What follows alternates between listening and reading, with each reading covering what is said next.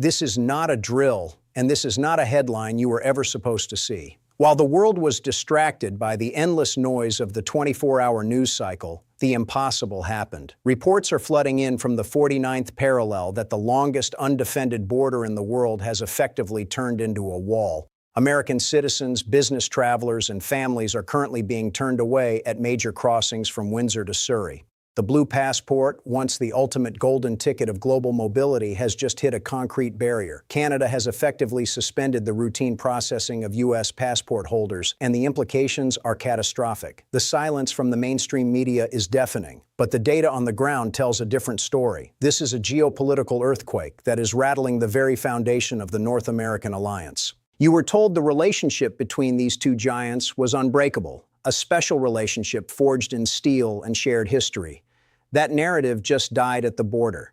The truth they are hiding is that this isn't just a technical glitch or a security update. This is the opening salvo in a new era of isolationism and cold-blooded strategic maneuvering. If you think this is just about travel, you are missing the entire picture. By the time we are done today, you will see how this single event links to a global shift that will change your life forever. The data is clear. The era of seamless borders is over, and the consequences for your wallet and your security are immediate. Stay focused, because what you are about to hear is the information they hoped would stay buried in classified memos. To understand why Canada would take such a drastic, almost unthinkable step, we have to look past the border booths. We have to look at the hidden connections that the elites don't want you to piece together. The first thread leads us directly to the collapsing global energy market and the secret war for resource sovereignty. For decades, the United States and Canada have functioned as a single energy organism. But behind closed doors, a bitter rift has formed over the future of the North American energy grid. Canada is sitting on the world's third-largest oil reserves, yet they are watching the U.S. pivot toward a radical new domestic policy. The suspension of passport access is the ultimate leverage play in a high-stakes game of energy chicken.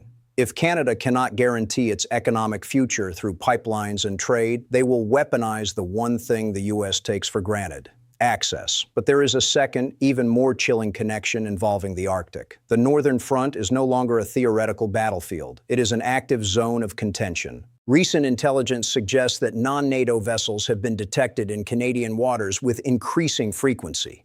The Canadian government has quietly realized that their northern flank is dangerously exposed. By closing the southern border to routine traffic, they are signaling a total shift toward Fortress Canada mode. They are effectively telling Washington that they can no longer be the junior partner in North American defense. They are demanding a seat at the table on their own terms, or the border stays shut. Third, we must look at the digital infrastructure and the great decoupling of financial systems. We are seeing the emergence of a two-tiered internet and a split in how banking data is shared across borders. Canada has been under immense pressure from global organizations to implement a more rigid digital ID system.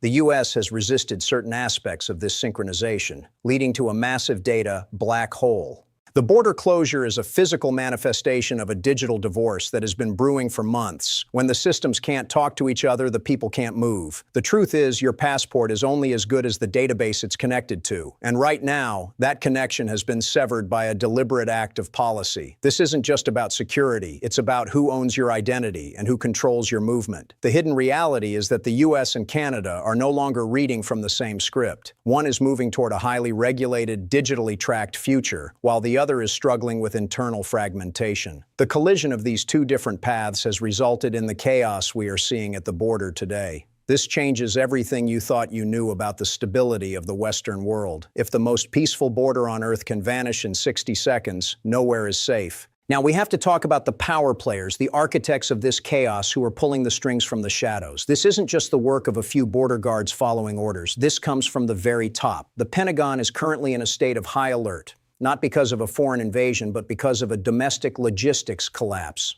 Military strategists have long relied on the integrated border for rapid deployment and supply chain resilience. By cutting off passport access, the Canadian leadership has effectively neutralized the U.S. military's back door. Think about the strategic brilliance and the sheer audacity of that move. It's a signal to the Pentagon that the U.S. can no longer take Canadian cooperation for granted. Meanwhile, across the Atlantic, the European Union is watching this with predatory interest. The EU has been looking for a way to weaken the North American trade bloc to bolster their own Eurocentric digital standards. There are reports of high-level, off-the-book meetings between Canadian officials and EU bureaucrats in Brussels. The goal? A new transatlantic partnership that bypasses Washington entirely. The EU wants Canada's resources, and Canada wants the EU's regulatory framework to justify their new border restrictions. It is a classic pincer movement designed to isolate the United States. Then there is the role of the global financial shadow cabinets, groups like the IMF and the BIS. They are pushing for a total overhaul of cross-border payment systems, moving towards central bank digital currencies, CBDCs. The border closure serves as the perfect stress test for a world where your ability to travel is tied to your financial compliance. If you don't have the right digital credentials, your passport is just a useless book of paper. The Canadian government is acting as the beta tester for this new global standard.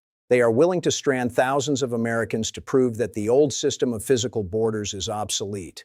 Don't be fooled by the administrative error excuses coming from Ottawa or the diplomatic concern from the White House. The leaders involved know exactly what they are doing. They are participating in a controlled demolition of the old world order. They are betting that the public will be so desperate for a solution that they will accept any new restriction offered. It's a strategy of orchestrated crisis followed by mandated solution. The power players aren't interested in your convenience or your family vacation. They are interested in the total recalibration of global power dynamics. They want to see how far they can push the American public before there is a breaking point.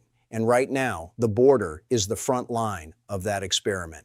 Every hour that those gates remain closed is a victory for those who want to see a fragmented, manageable world. The data shows that this was planned months in advance, hidden in emergency protocols and security reviews. The mask is finally slipping, and the face underneath is one of cold, calculated control. You might be thinking, I don't live near the border, so why should I care?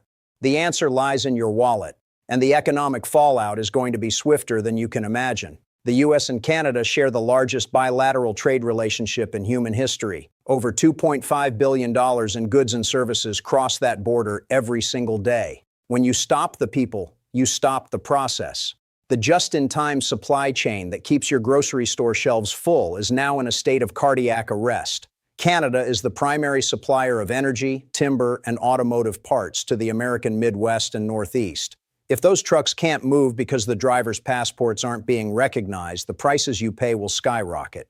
We are looking at an immediate 15% to 20% spike in energy costs for the northern states. Heating your home this winter just became a luxury that many won't be able to afford. And it's not just energy, it's food security. Canada provides a massive portion of the fertilizers and grains that feed the American livestock industry. A 48-hour border shutdown translates into a 6-month ripple effect in meat and produce prices.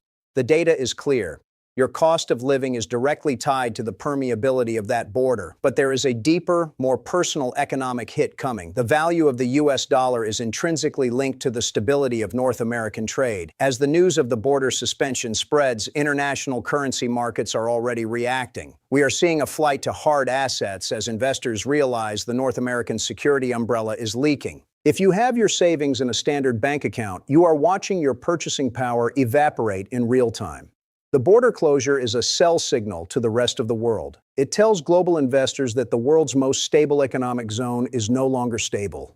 Furthermore, think about the insurance industry. Thousands of logistics companies are currently facing force majeure events that their policies don't cover. Bankruptcies in the transport sector will begin within the next 72 hours if this isn't resolved. This will lead to a consolidation of the shipping industry into the hands of a few mega corporations aligned with the state. Your ability to choose products, to find deals, and to live an independent economic life is being choked out. The economic fallout is a feature of this event, not a bug. It is designed to make you more dependent on government intervention and subsidies. They want you to look to the state for your daily bread because the free market has been blocked at the border. This is how they change the social contract without firing a single shot. They simply turn off the access, wait for the prices to rise, and then offer a rescue that costs you your freedom. Pay attention to the gas pump tomorrow. It will tell you more than any news anchor ever will. The true cost of this border closure is your financial independence. So what happens next? The 30-day forecast is grim, but you need to hear it. Within the next 7 days, we will see the humanitarian crisis narrative begin to take over. The media will shift from ignoring the story to focusing on heartbreaking individual cases. This is a tactic to build public pressure for a temporary emergency measure. This measure will likely be the introduction of a new digital North American travel credential.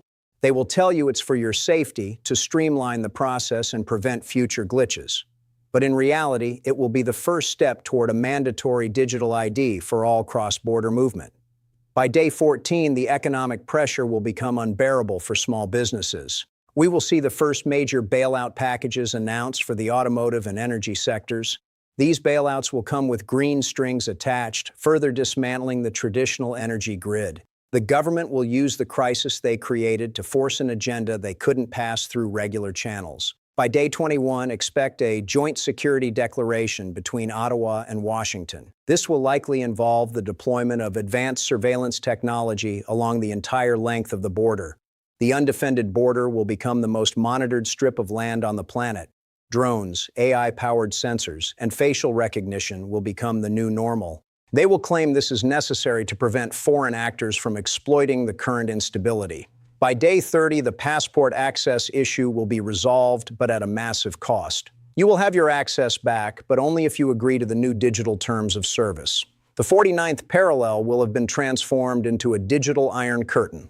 The data we are seeing suggests that this timeline is already being rehearsed. There will be no return to the status quo. The world you lived in 48 hours ago is gone, replaced by a world of conditional mobility. Your right to travel, once seen as fundamental, is being downgraded to a privilege that can be revoked at any time. The forecast shows a permanent shift in how the US and Canada interact. Expect more frequent glitches and security reviews whenever one government wants to pressure the other. The border has become a lever, and they have finally figured out how to pull it. We are at a crossroads in history, and the closing of the border is the signpost. The true cost of this event isn't just the millions lost in trade or the hours spent sitting in a car at a checkpoint. The true cost is the loss of the assumption that we are a free and mobile people. We are witnessing the death of the open West and the birth of the managed society.